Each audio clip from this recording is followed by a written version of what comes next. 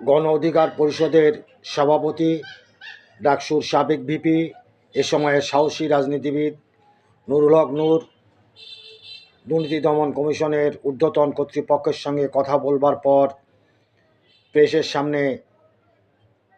Meet করতে গিয়ে তিনি বলেছেন যে মৌখিকভাবে কিছু দুর্নীতিবাজ কর্মকর্তা এবং মানুষজনের নাম দুর্নীতি দমন কমিশনকে জানিয়েছেন এবং তিনি আশা করছেন প্রতিষ্ঠান হিসাবে দুর্নীতি দমন কমিশন অধিকতর কার্যকর ভূমিকা রাখবে দেশে দুর্নীতি দমনে, এবং যারা দুর্নীতির সঙ্গে জড়িত, যে সমস্ত রাঘব বল দুর্নীতির সঙ্গে জড়িত, বিগত রেজিমে যারা দুর্নীতি করেছে তাদের সকলকে আইনের আওতায় নিয়ে এসে বিচারের মুখোমুখি করা হোক, এ দাবি তিনি জানিয়েছেন।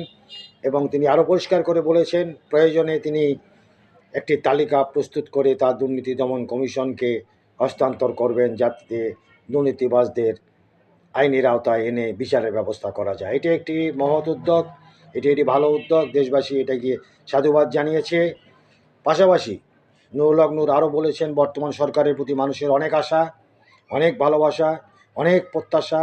সে প্রত্যাশা পূরণে সরকার পুরোপুরি সার্থক হতে পারেননি, অনেক ক্ষেত্রে ব্যর্থ হয়েছেন। বিশেষ করে দ্রব্যমূল্য এবং আইনশৃঙ্খলা পরিস্থিতির কথা উল্লেখ করে নুরুল হক নূর বলেন এটি সন্তোষজনক নয়। কাজেই নুরুল হক নূরের ভাষায় বলতে হয় সরকারকেও তিনি পরিষ্কার করে বলেছেন আরও অধিকতর মনোযোগী হতে, আরও অধিকতর কার্যকরী পদক্ষেপ গ্রহণ করতে আইনশৃঙ্খলা এবং দ্রব্যমূল্য নিয়ন্ত্রণে। এভাবেই তিনি প্রেসকে মিট করেছেন। আমরা আশা করব সংশ্লিষ্ট কর্তৃপক্ষ বিষয়গুলো বিবেচনায় নিয়ে কার্যকরী পদক্ষেপ গ্রহণ করবেন। ভালো থাকবেন।